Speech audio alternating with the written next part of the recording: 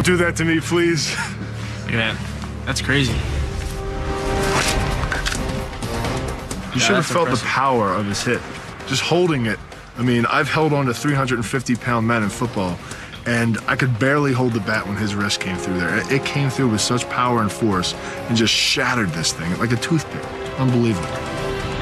In a fight, this move could easily generate enough force to crush the soft tissue of an opponent's throat, or even fracture a vertebrae.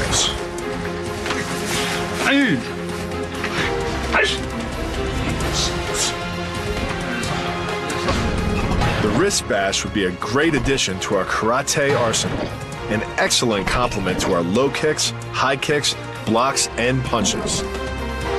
But we have a lot more to learn before the final fight against the black belt. Which is why we're headed back to Naha City to learn karate's deadliest secrets from one of the world's most famous masters.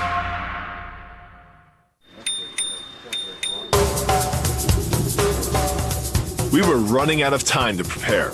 Soon, one of us was going to have to face off against a karate champion in a real kumite. Now, we're headed back to Naha City to immerse ourselves in the sport's warrior origins. The man who will train us is a 9th degree Gojo-Ryu black belt, Higaonna Sensei. He would take us beyond the sport of karate and reveal its deadliest techniques. Sensei, may we join your dojo?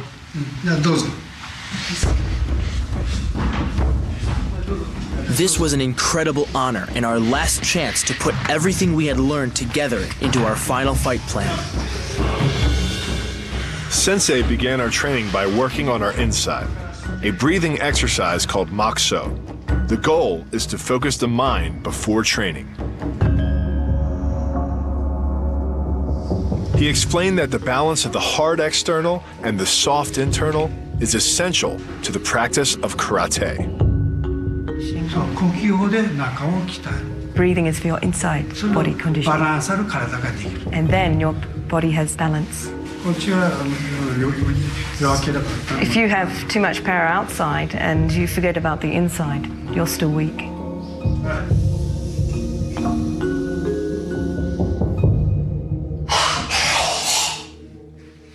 But it wasn't just breathing exercises. So this is the training with the rock. When it came to physical training, Sensei liked to kick it old school. And we mean old school. They are bringing a boulder out into the middle of the floor. Sink. When America was still just a British colony, karate fighters were here, toughening their hands on rocks, just like these. In every village there was a rock for training with. And then back of the hand. From the look of it, it may have even been this rock.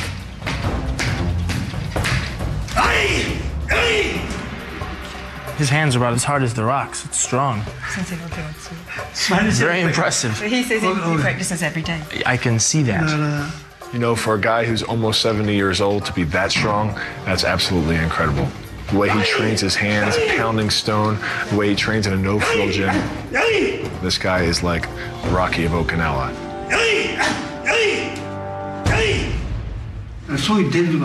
This is a tradition. We exercised our shoulders and back muscles with a 15-pound weighted lever designed to strengthen the critical muscles around our joints.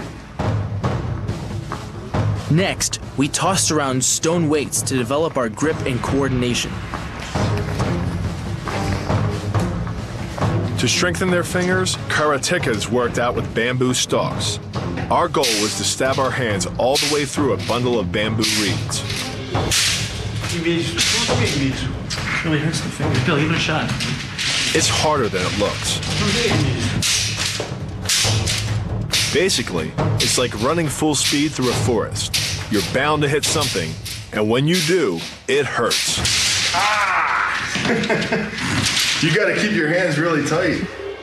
But like the iron body training, every part of Higaonna Sensei's training was designed to make us tougher, harder, ready to face our opponent. Oh, very good. The exercise pushed us to our physical limits, which is just what Sensei said it should do. So look, listen, sweat.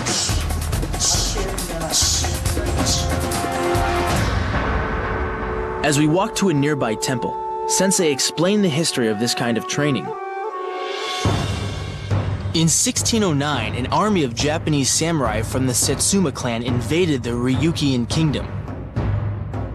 Despite a few fierce battles against the karate-trained Okinawans, the samurai were victorious. After their victory, they made it illegal for Okinawans to own weapons. Then they went one step further and outlawed karate. So karate went underground, and students began to practice their martial arts in secret at temples like these. And it was in a village near here that one of karate's legendary figures first made his stand. In a small village near Shuri, a samurai tried to abduct a young girl.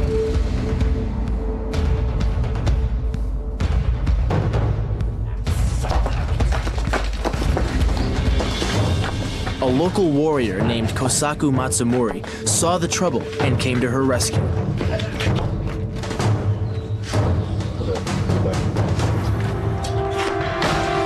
Unarmed, but using the techniques of karate, Matsumura stripped the samurai of his weapon, leaving him in disgrace.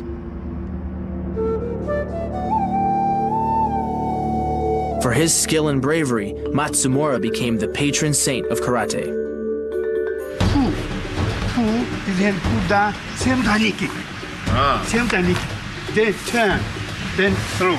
The sensei's techniques were closely related to those of the Ryukyuans. Back then, they had to kill. And that's what he was going to teach us.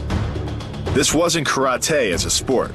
This was karate as warfare and self-defense. The moves were dirty, brutal, and violent, designed to kill or maim. That's not nice.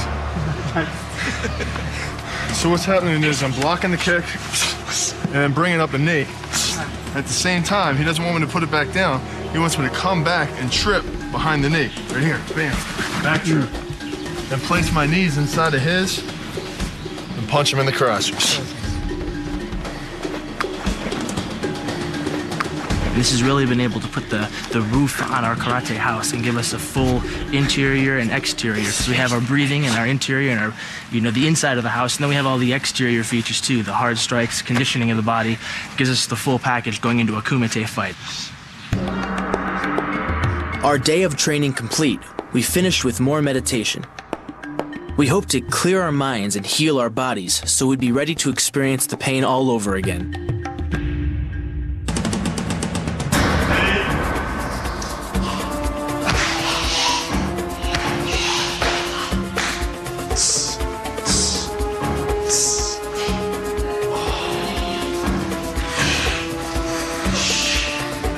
The master's conditioning was the toughest we'd ever experienced, but it was working.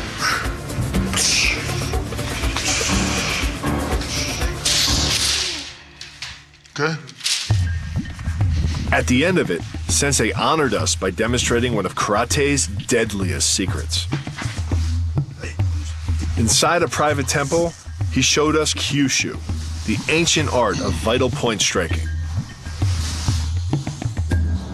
人体の急所について説明します。 So from here, an explanation about the vital points.